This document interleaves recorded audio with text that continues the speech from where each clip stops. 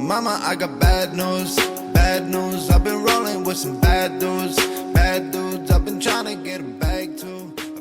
Hello, listeners. Welcome to the Ashes to Awesome podcast, Rising in Recovery. Our podcast provides light, hope, and understanding about addiction and mental health to those living within that life and the people who love them. This episode is brought to you by Together We Can, where Canada recovers from addiction. That's twcrecoverylife.org.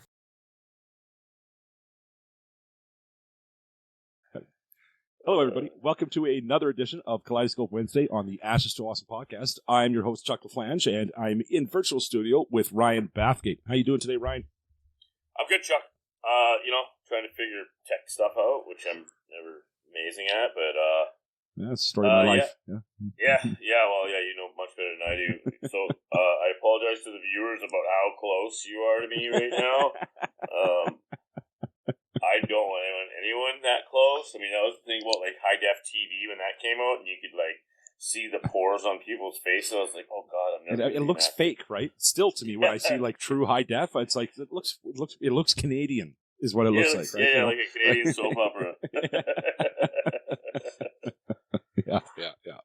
So yeah, no, I'm good. I'm life is life, man. It's pretty cool. Like, man, I had this train of thought that I was like, man, you know what? I want to go on a rip with this thought. Yeah, I was in this like place last night about like, almost sunk my boat yesterday, so that was like the thing. And so, but I was like, okay, like shit happens. That's boating life. Like it's kind of the way it is, like when you have a boat, you spend money and fix a lot of things. Like, that's just kind of how it goes. So like, but I was sitting and I was thinking about like the trivial nature of existence and like how we I watched The Ramble, which I thought was really cool, man. I really like what you did there with with kind of having like a highlight pack and like looking back on things and what we've covered. I mean, what are we on? What episode is this? Like 150? Like we're 148. I think we are today. Yeah, 147 or 148. One of the two. Yeah. So,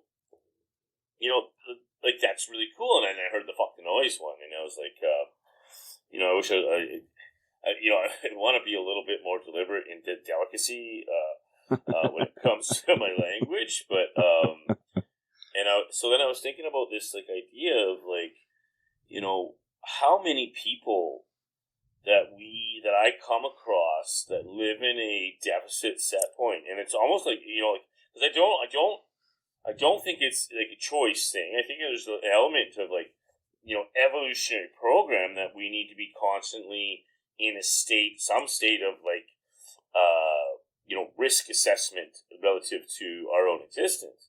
Okay, but like I want to stop you there. I want you to define deficit set point. Deficit set point. So when I say set point, I mean kind of like the the base, the standard.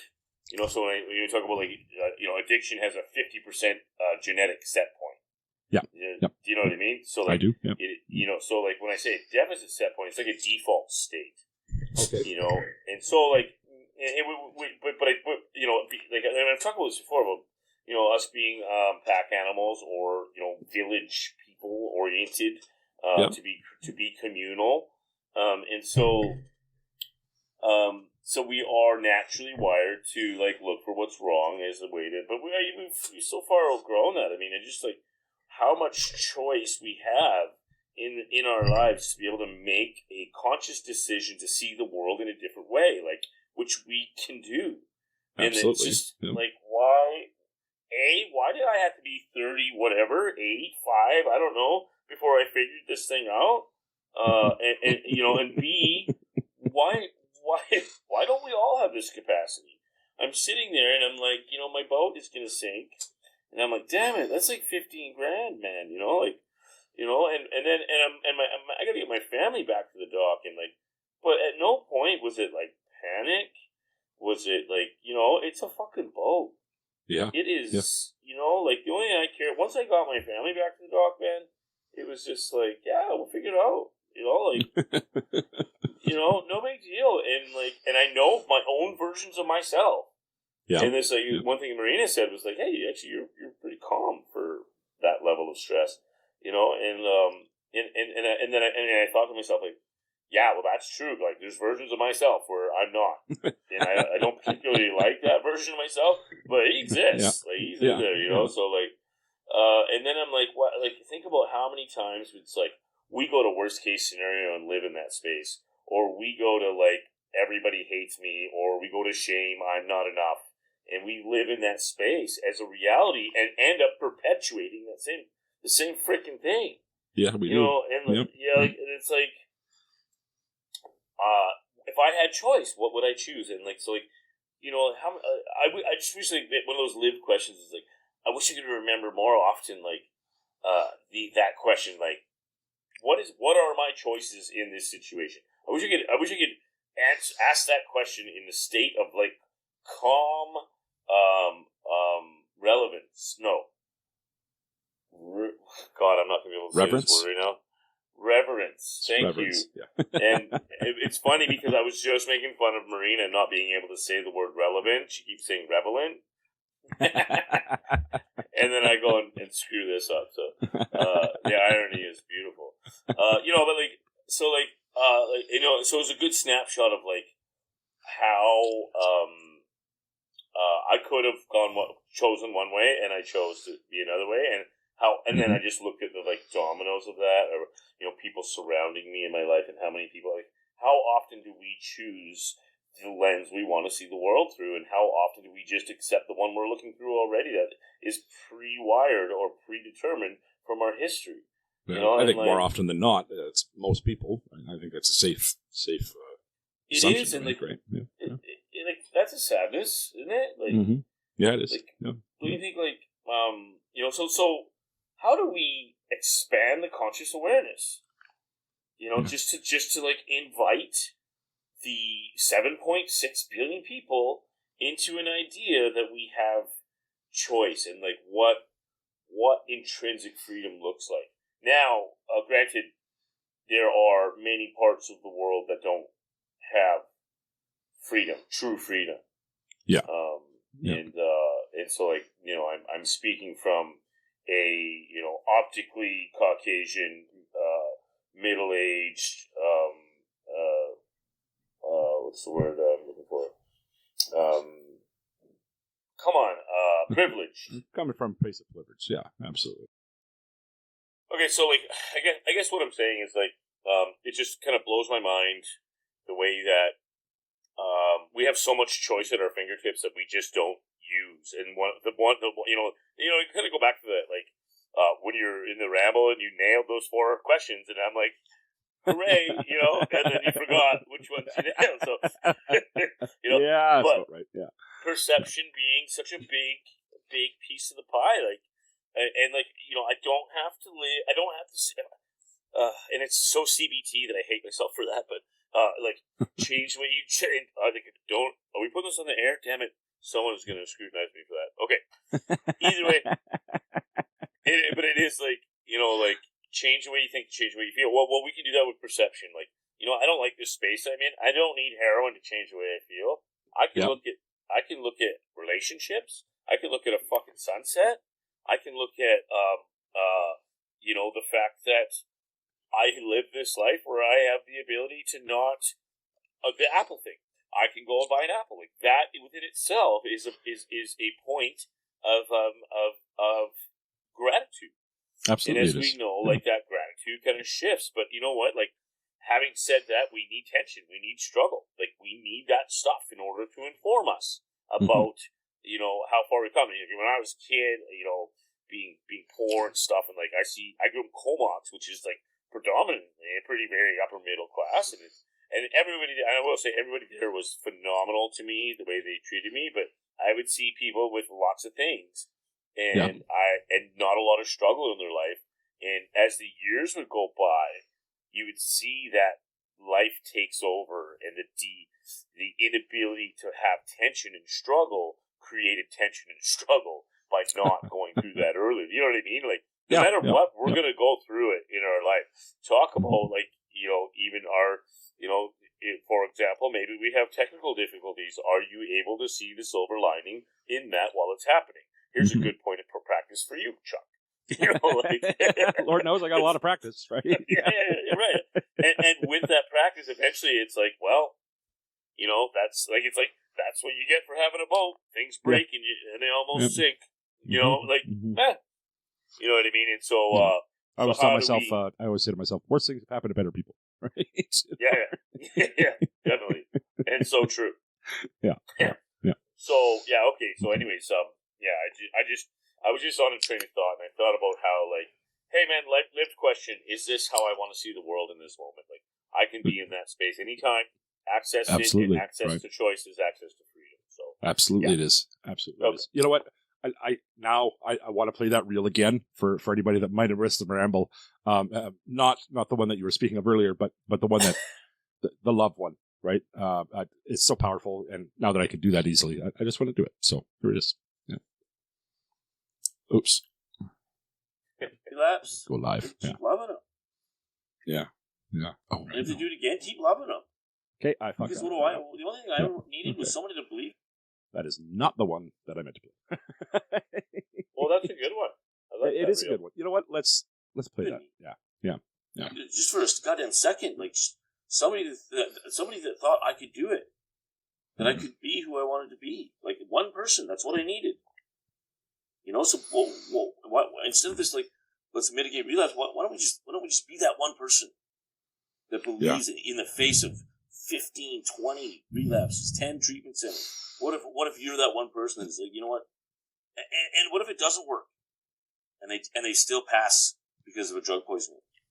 And at least you get to know two things: A, their suffering is over, and B, you did everything you could to love that person. And when they left, guarantee one of the last thoughts they had was that person loved.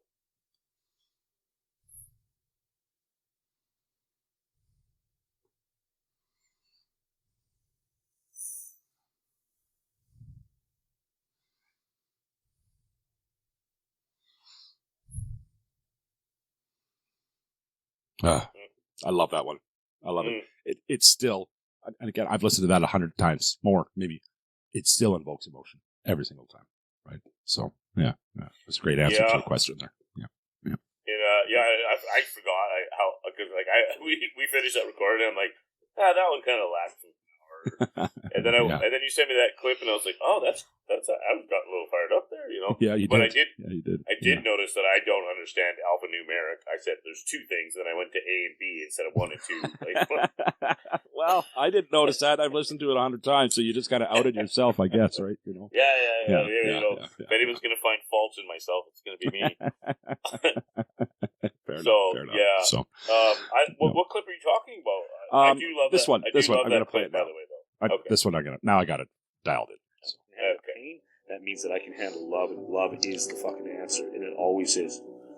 And always will be. And that's the thing that's kept us on this planet for 125,000 years. It's not our thoughts. It's the fact that we love one another, and we love one another without apology. And there's no such thing as unconditional love, because it's all unconditional. Well, it's not love, it's a transaction. And once love becomes a transaction, it's not love anymore, it's barter. And like, this is the answer to how to live this life with fulfillment and beauty. And like, I can, at any moment in my life, I can fucking stop and change the way I see the world. I just need to put the lens of beauty on for 10 seconds, and I'll change everything in my life. Right? Like, isn't that just, and I know now, you're complimenting your own damn self, when you look at that one, but let me do it for you, because that to me is probably the most powerful 30 seconds we have had on this show. Right there. Right? Wow. And just, it's one of those kind of, I sent it to a good friend of mine who I fondly refer to as the bossy bitch. And she was she's like, that's the most profound thing I've seen. And she was just completely blown away by it. Right. And I think a lot of people are. I really like that one. And I think we can take some lessons from it. So you were just speaking to that now. I thought it was relevant. Yeah, I was, with much less vigor. But, because like, that clip is really, that comes from the core and the foundation of everything. That as you know, you're here every week, but as you put the pieces together, it all funnels that back to that. It really does. Yeah. And so when I say choose peace, I'm saying choose love. Absolutely. Yeah. And like, when I think, because I do this morbid practice. Anyways, so the profound nature of that clip is exactly that, because it summarizes all of these theories into a 30-second clip. Because really, that's what it comes down to. Is like, we have choice at any given moment. Like, this is that's not new. That is like 3,000 years old. Choice is freedom. Yeah. You know what I mean? Like, and as far as I'm not gonna say written scripture, but as far as like theoretical carry on or legacy, that Siddhartha choice is freedom thing, which I think is beautiful, and it's just it makes so much sense to me that when I choose the world that I see, I live in a freedom associated with it, whether or not it's good or bad. But I also know when I don't choose, my history chooses for me. I create a self-made oppression, which I'm very familiar with, and we both are. Yeah. How often have I lived yesterday over and over and over again? I mean, never mind addiction. How about just being an asshole? And which I have no problem doing as a set point. Like, my set point is defensive, arrogant, condescending asshole. And I've been working for many years to not be that, yet it still shows up. Sometimes you shift into diva. Yeah, right. Well, and that's part of it. It's just a branch of the same tree. True story, right? Yeah. And, actually, it's funny you say that, because I was thinking, like, after we talked last night, just privately, and I thought to myself, like, man, I sure would like to be somebody that chooses to see the best in things a lot more. We were talking about something that I'm not going to get into on the air here, but relative to theory. Mm-hmm. And I was like, what if I took a stance that said something, because I'm always saying, like, hey, judgment is a disconnect, and meanwhile I sit and judge, and like, and so I have so much work to do, Chuck, on myself, with myself. I sit here and I spew these theories out about how amazing life can be, and I still, I just like everybody. I have a hard time accessing that, just like everybody else. But it's worse for me because I frickin' know better. Well, yeah. How many times have you seen a mechanic's car in perfect shape, right? So I like that saying a lot. I want to talk about something here, Ryan. Yeah, so please. I had a conversation with a lady named Noreen out of Florida today. She's a mother of a lost angel. Somebody she lost her daughter to addiction and overdose back in 2017. It was, I guess, if I remember right. And sorry if I got the details wrong, but she's doing something that really speaks to what we used to do a regular Memorial Monday, and for listeners that aren't aware as to why, and I think I spoke about it in the Weekend Ramble, but I'll speak about it again briefly now. We don't do it regularly anymore. Partially because we moved to video, and 6 episodes a week it's an impossible schedule to keep now. It was unrealistic and not sustainable, and now it's impossible, right? At video, right? It was that way with audio. Now it's impossible with video. So, but also, go ahead. Well, I think there's a humanistic reality to that as well, and I think that most people don't get into. Like I said to you earlier, like, I never planned on getting into an industry that normalized death. That was never part of the deal. But I think like something that Lisa and I often talk about or experience, which is how heavy that load is to take. And I think that now you understand that on a profound level. Oh, I absolutely. And I was just about to speak to that, actually. And so also, past the logistics of it, it's the heaviness of it. Right? Like, I can't do it every week anymore. I can't. And I know that is not sustainable. Never mind the schedule. Doing that over and over again for myself, it's just not. It's not who I am. It's not I'm not trained to do that. So all the things. But anyway. I don't think any of us are. I think, we can go through training, but we're human beings, and human beings are not meant to carry that kind of. Ask any therapist or psychiatrist. You know what I mean? It's not part of our. Now that said, our message in the Memorial Mondays was never about the sadness. It was always meant to remind people and raise awareness of the fact that the people we lose are so much more than a statistic or how they passed. Right. So, and I am getting to something with this. That was the whole idea. Right. Hold on a second. Can you say that again, please? The idea is to raise awareness to the fact that the people we lose are not a statistic or how they passed. They're so much more. Thank you. Right. I want that to resonate for a second. Yeah. Right. It's funny. I've typed that line. I've said that line so many times, but it is so true. Right. It's not a line. It's not a line at all. It's an accurate description of what we were trying to do. So I think that's too important. So I have to find a balance. Right. I have to, in my mind, to continue doing justice to what we're trying to do here, I have to find a balance. And so that balance, what I found, and what I think is going to work much better, both for the logistics of it and for my own personal mental health, my own well-being. Our Wednesdays are static. Our weekend rambles are static. The dynamic now is the other days of the week, the Family Fridays and Memorial Mondays, Recovery Tuesdays, kind of loosely rotating through those. So it might be every third week we'll have a Memorial Monday. It might be every third week we'll have a Family Friday. And again, Family Fridays were heavy in their own way, but kind of the same way too. So I got to talking to Noreen, and here's the great part about Noreen, what she's doing. Her Facebook group is I've got to go back now and take a look at it to make sure I don't do this one wrong. Good Times Remembered, GTR, after the loss of a child related to addiction. So you can see where the blending of ideas comes in here. Her whole concept is to remember the good stuff about these. So she's got, I think there's like 1,000 moms or something in this. 1,000. Think about that. There's 1,000 moms. Okay.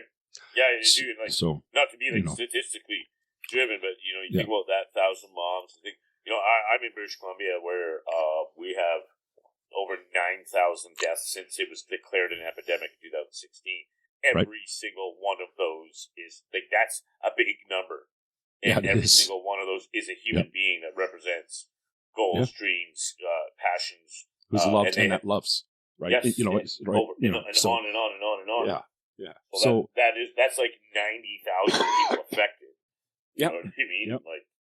It's huge number, right? And I always just say 10. So there's 10 people that are like really hard affected.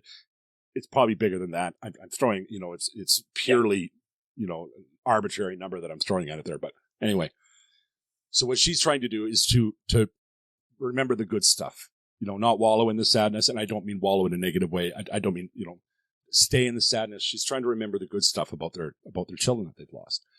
And to that end, she actually has a retreat that's called Crystal's Heart Healing House. And you can check that out at just that name, crystalhearthealinghouse.com, for parents that are kind of, at a point in their healing where they do want to, move on and look at the bigger picture and, what good can I do with my life now and my pain? What can I turn that into?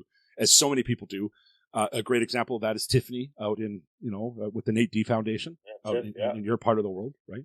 Oh, yeah. Who's turned her pain into just the most amazing advocacy, right? So many of our moms have, right? I mean, I hate to even say one because now I feel like I need to go off and list them all. But, I'm sorry to anybody that's listening. I haven't forgotten. It's not what this show's about, this episode's about, right? So, but I think it's an amazing thing. So I really wanted to talk about her. I'm excited about working with her because of that focus, right? Because that focus isn't about just the death. The focus is about, who these people were. And I think that's just fantastic, right? Yeah, so, and obviously I probably have a lot to say on that.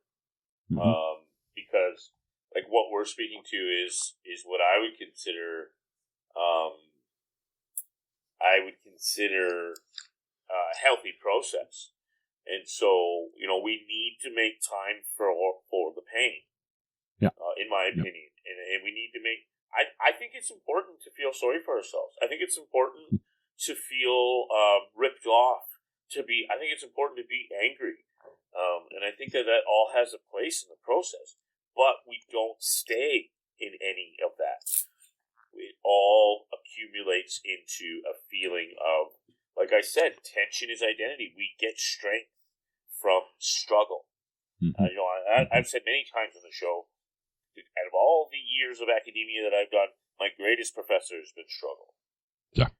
And so, and I've learned so much about who I am and the world and how the world is by my ability to really access the greatest phenomenon in the universe that I can think of, which is the resiliency of the human spirit. Mm-hmm.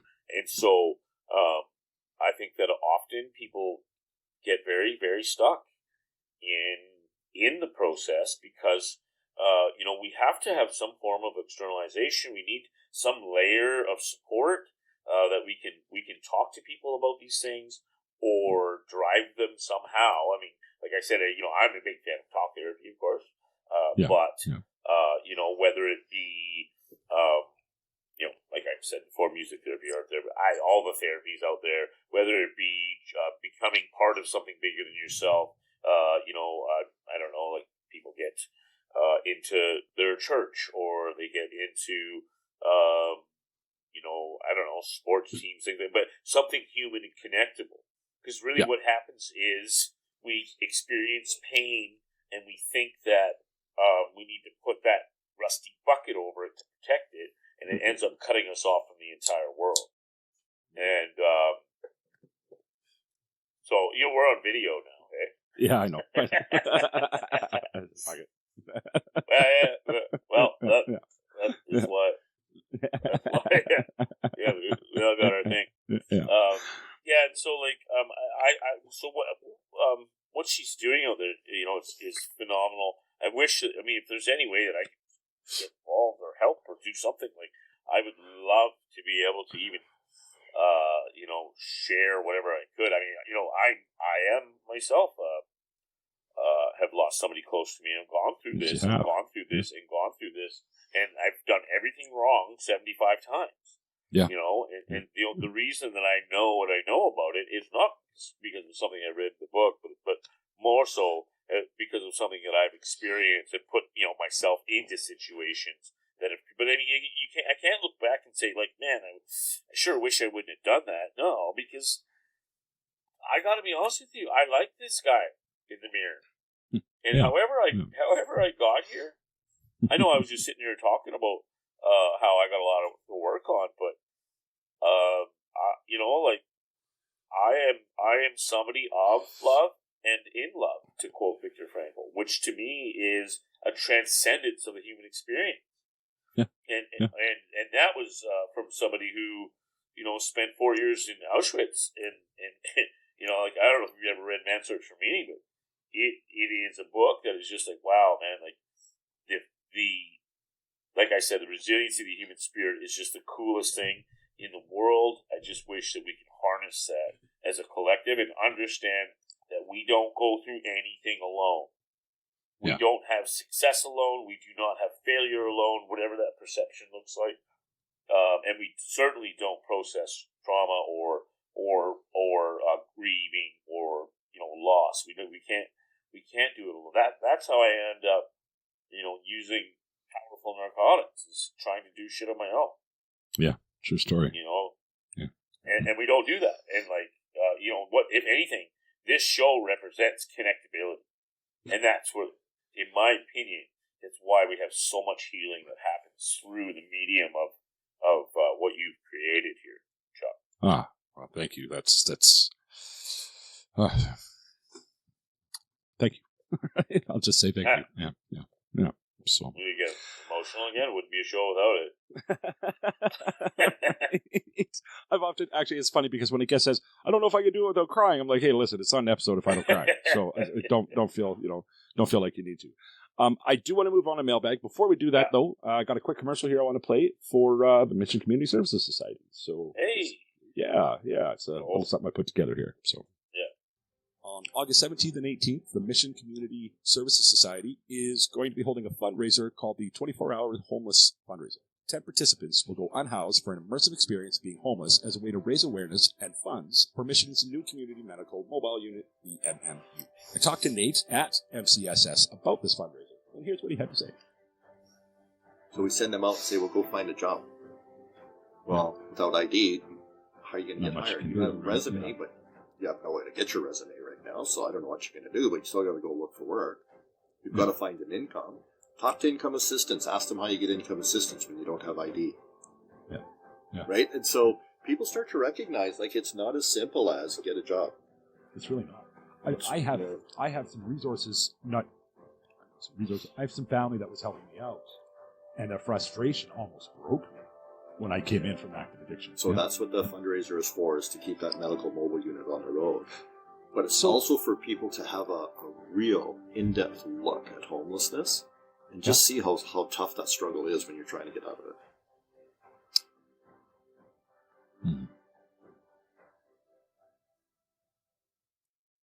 Right. I am looking forward to that. I can't wait to interview the participants before and after. I think it's going to be fantastic, right? And probably one of the best things I've done with the show so far, right? I'm really looking forward to that. So, yeah. Yeah. To quote Venkman from Ghostbusters, never cross the streams. And so I can't say too much about that. Yep. But yeah, it's very a great cool. thing. Very, very cool. And like very human driven in like anything that's gonna attack the stigma of the system. I'm you know me. I'm game. Yeah. If it's system oriented, we're gonna get it. Let's get it. So, Absolutely. Yeah. I'm excited for that one. But hey, why don't we get into mailbag? I got a couple great questions here today. Okay. And something that speaks definitely to the addiction genre, but also to kind of the big picture stuff that you like to speak to. So, I think we usually take a question that is addiction based and turn it into a human experience. Don't we? Well, fair enough, right? So, okay. Isabel from Concord, New Hampshire says, "My loved one is in early recovery. What now?" Pretty open-ended, vague question, right? But one that I imagine a lot. Well, I know a lot do because I'm part of a couple rather large Facebook groups who focus on partners and spouses, and one of the things that I repeatedly see coming up is actually I'll speak to this. I'm going to dive into this in a bit more detail, not because I know anything about Isabel's circumstance.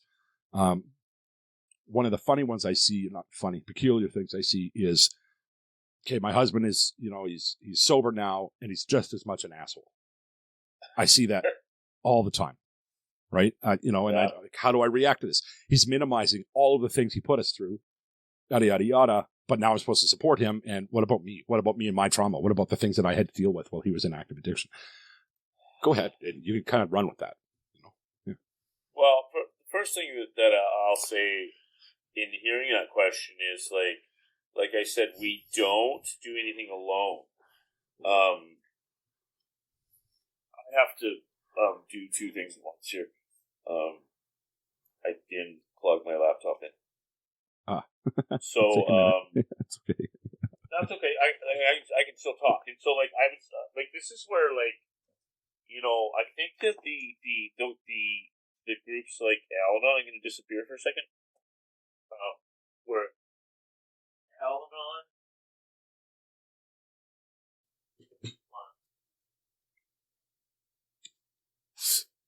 Oh my god.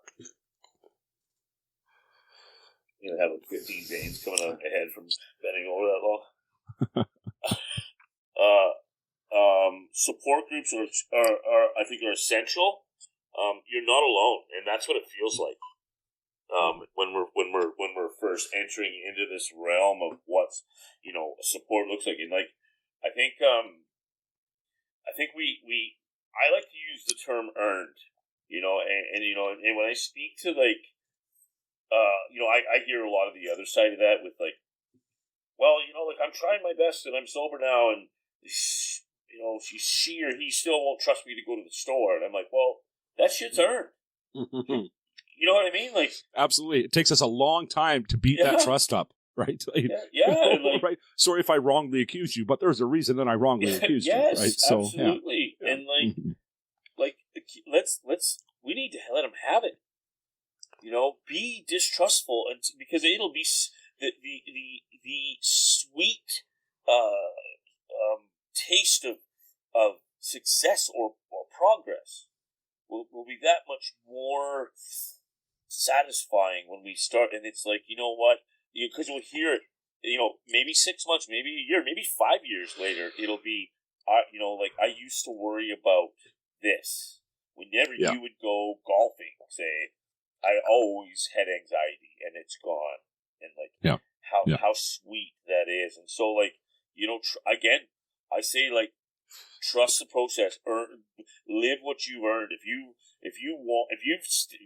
managed to be in it this far, and this person is now entered into the realm of early recovery, like, it gets better. It's not overnight, and let's not fool ourselves. But getting to the phase of the place of I need help is a massive, massive victory, a massive shift. That a lot of people for that partner or spouse, right? For that person to make it that far. And I just want to make sure that that's where the focus here is. Yeah.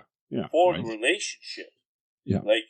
So let's think about it. How many people, how many times do we hear, I lost my job, I lost my wife, I lost my kids, I lost my house? Yeah. You know what I mean? Yeah. And so, like, if you're still there and they've made it to early recovery, personally, my hat's off to you. Like, you have gone through the hardest parts of this thing. And not to say that there's not more coming, but you can have at least some sense of knowing what love truly is. And I like that really simple definition of to do something for someone else without expecting anything in return. Yeah. You have completely given yourself. Now, maybe some of it's not healthy. Maybe some of it is enabling. Maybe some of it is I'm shame-based, and I don't deserve better than this addict. I don't know, and I hear this stuff all the time. So I'm not just speaking off of maybes like that. I mean, these are some examples that I hear often, and what I can say is, like, wow, like, you're there, you're in it. Change is happening. If you're waiting for something to change, have a look around, because it's happening. If they've made it into something, recovery, treatment, counseling, something to say, even if they had that conversation where, like, I'm actually doing cocaine every day, like, that conversation with you, that's a victory. You're now in a partnership, in a process of healing, and and everything is earned. Like, your distrust is earned, your inability to sleep is earned, but it will all get better if we stay with it. So I just want to take a quick minute and let you know about a new sponsor of ours, Rosecrest Recovery Services. You might remember Rich Johnson from an episode just recently about interventions, and he was the interventionist, of course, right? So he's come on as a sponsor, and they don't just do interventions. They do family case management, treatment placement. Treatment placement is a free courtesy service, and reaching out is a free and completely confidential. So give them a shout, guys. You can reach them at 615-484-8792 or email at info@rosecrestrecoveryservices.com. Remember, they lead men and women to a life of recovery. Thanks for listening. Now back to the show. A massive shift that a lot of people for that partner or spouse, right? For that person to make it that far. And I just want to make sure that that's where the focus here is. Yeah. For the relationship. Yeah. So let's think about it. How many people, how many times do we hear, I lost my job, I lost my wife, I lost my kids, I lost my house? Yeah. You know what I mean? Yeah. And so, like, if you're still there and they've made it to early recovery, personally, my hat's off to you. Like, you have gone through the hardest parts of this thing. And not to say that there's not more coming, but you can have at least some sense of knowing what love truly is. And I like that really simple definition of to do something for someone else without expecting anything in return. Yeah. You have completely given yourself. Now, maybe some of it's not healthy.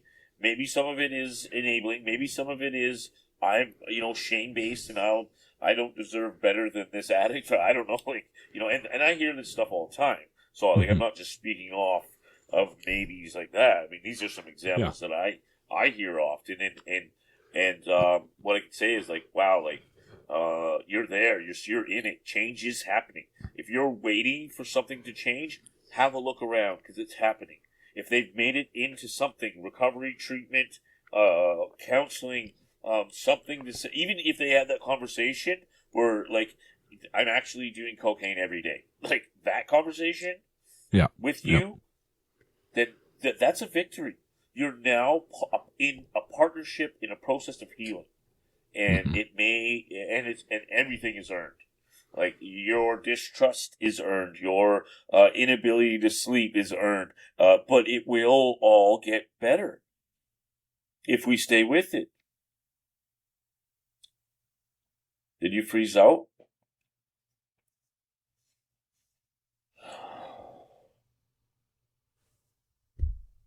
So, I don't know if this is still recording.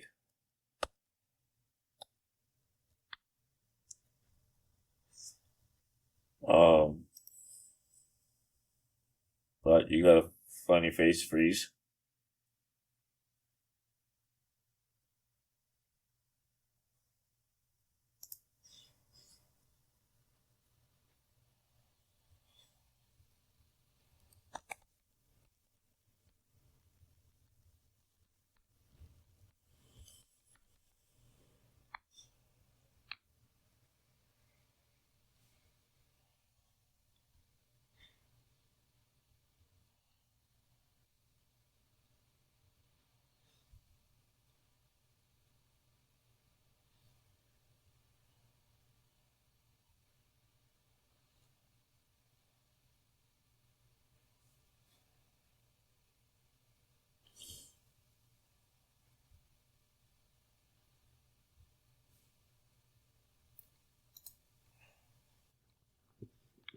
Yeah. So that happened. Yeah. Yeah, I never know when that freeze happens, but everything is earned. Your distrust is the last thing I heard. Your distrust is earned, and there's a I always firmly believe that there is a reason you're still there, and I think that whatever that reason is, I think it's important to remind ourselves. We get into fights with our spouses and our partners and our friends all the time, and the first thing we forget is that this is somebody I love more than most things on this planet, and so when I say that love is the answer, well, this is exactly what I'm talking about. Is love got you here, and love will get you through. And so, yeah, I don't know if that exactly answers the question. I think it does. It's not an easy question. It's not a one answer kind of thing, right? So yeah, and I mean, it's very broad. What now? So I would say, take care of yourself. Make sure you have support. Something honest, and I don't mean go and get support from the person that's telling you to give up and leave, or if you made it this far, make sure. And I think we spoke about this last week about taking an assessment of what our support actually is. Is it support? Because I think that we get counsel from people who aren't qualified quite often, and who have their best interests. My life would be easier if you weren't with that person, so I'm going to talk you out of being with that person. That is not necessarily good support. That's why I like the I like the Al-Anon, and I don't remember the other ones, what they're called, but anyway, the Nar-Anon, right, and because I have my opinions here and there, but I can't see other than the basic. Anytime you get a bunch of human beings together, you're going to find shame, you're going to find judgment, and you're going to find some level of inability to find equity. But I think that there's an honesty in those programs that you're not going to find in your best friend that just wants his or her life to be easier with that person gone, or the other way of like, you know, giving counsel or love. Remember, and I know I'm branching. That it's not love if it's what do we call it when we enable? Transactional? No, enable. Yeah. If we would enable okay. people, we're actually doing that to make ourselves feel better, not them. Yeah. You know what I mean? Yeah. And so enabling is not an act of love. A boundary is. You know. And so what now? I'd say, like, you've come this far. Keep going to the best of your ability, even if it means loving from afar, even if it means taking time and making space.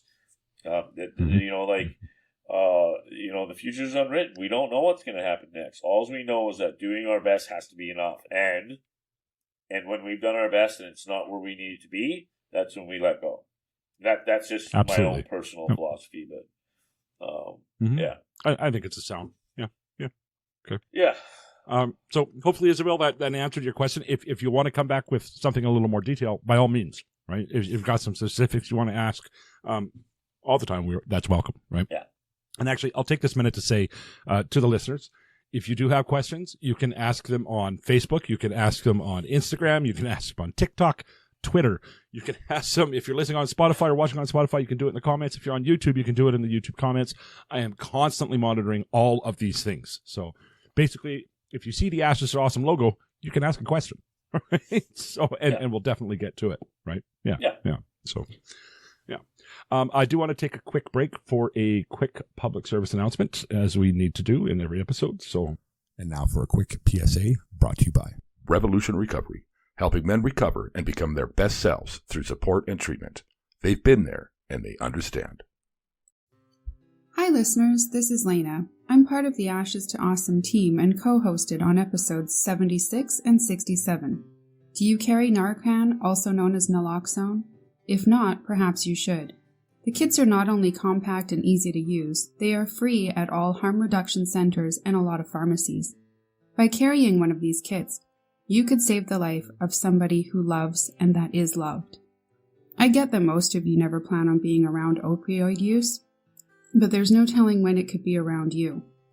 I can't think of a good reason not to have it, and if you're not sure where to find it for free, send us an email at ashestoawesomepodcast@gmail.com. The legwork for you and find it for free in your area. Thanks for listening, and now back to the show. So we're back from that, and our next question up here is James from Sacramento, California. Says, my relationship with an addict is over. Where do I go from here? That's a really It's a pretty vague question again, but you know what it is? Yeah. It is like, so, you know, my first instinct is probably one of those ones that you're gonna send me to hell, so I'll go there. My first instinct, to be honest with you, is like I think appreciate and grieve. Grieve the relationship. Yeah, absolutely. and like, right? and you know, like however long you were in that for, like, there's gonna be loss. There's gonna be pain involved because we know that because there's love involved. And so I think it's like it's time to appreciate what we've been through. But again, like, tension and struggle become our identity and our teachers. And so, how do I turn that into strength? How do I make that into what the step forward is when I'm ready? What, you know, how I always want to be learning, or else I'll be making mistakes. If I don't learn, then it's a mistake, and really the only mistake we can make is giving up, in my opinion. And so we're not giving up on ourselves here. So what do I learn from this experience? How can I apply this to be the person that I want to be in this world?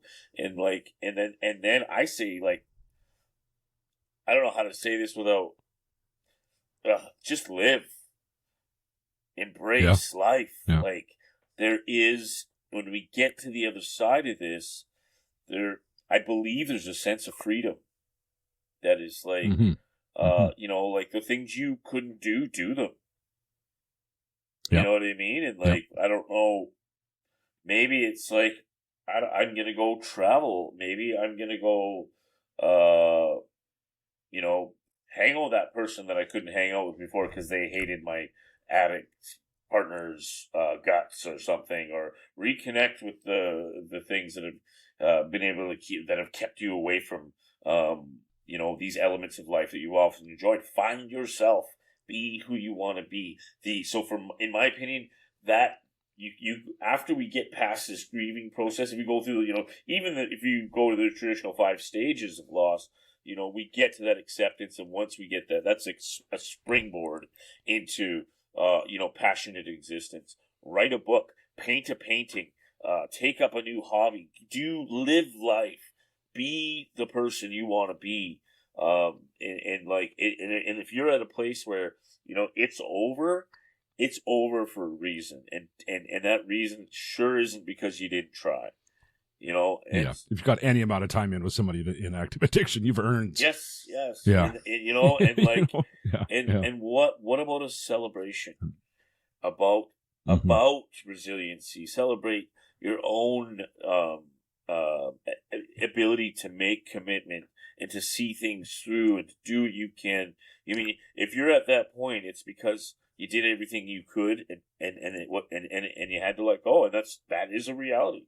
We know what the statistics are. There is there's a lot more people in addiction than there are people in recovery.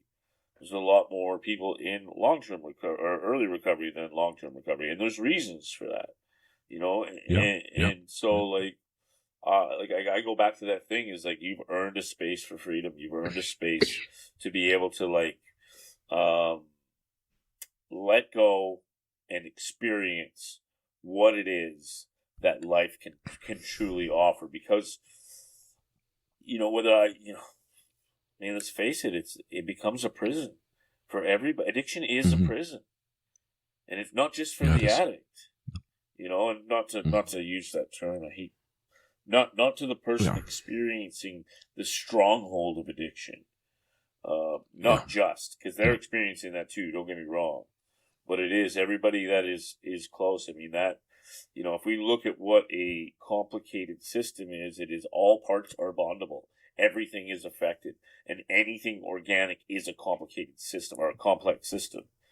So I mean complex, not complicated. Complex means bondable. Complicated is pockets of bondability. Anyway, enough of the systems talk. Live life. Go for it. Go get it.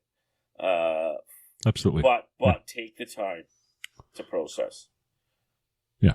And if I well said, if I can give any advice on that is stay out of the way. Processing, the human process is something that happens on its own. We don't need to make it happen. Just like I don't need to make my lungs breathe and process air. Yeah. I don't need to make my heart pump blood.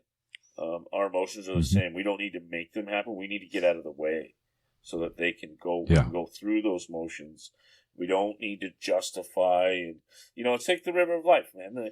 It gets easier the more we understand that going with the current is a hell of a lot easier than digging our heels in, because we're either going to run out of energy and drown and die, or we're going to end up going there anyway. Once we get tired and have to go with the current anyway, because eventually we all get to this place where it's like, you know what, I'm fucking tired. I'm letting go. Let's see what happens. Yeah. Yeah. Right. So. Yeah. So awesome. Yeah. Awesome. Yeah. Well, that brings us to my favorite part of the show. That's the Daily Gratitudes. Today's Daily Gratitudes are brought to you by Yacha Treatment Centers in Phuket, Thailand. They are a clinic run by clinicians, not a business run by businessmen. And they know that where addiction is the smoke, trauma is the fire. Learn more at yatracenters.com. That's YATRACENTRE.com. And now here's your Daily Gratitudes. So, Daily Gratitudes. What do you got for us today, Ryan? See this? Wait. There you go. That's So that's my my wife Marina and my daughter Mackenzie, and then obviously me and little Mackie in the boat that almost sunk. I'll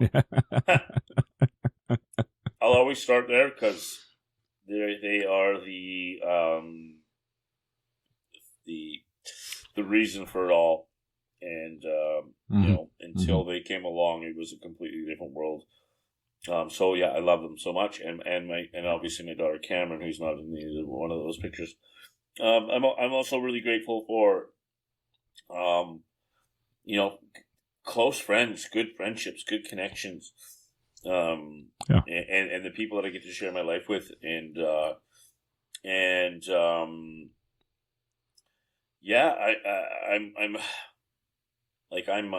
I'm alive, and I'm not just, I don't mean that in just like I'm breathing, but there is life in my world that is really, really cool.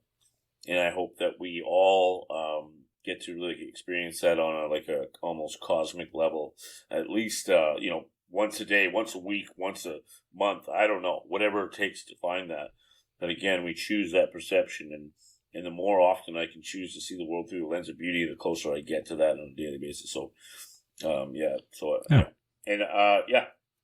you know, Chuck, I'm throwing you in there. Why not?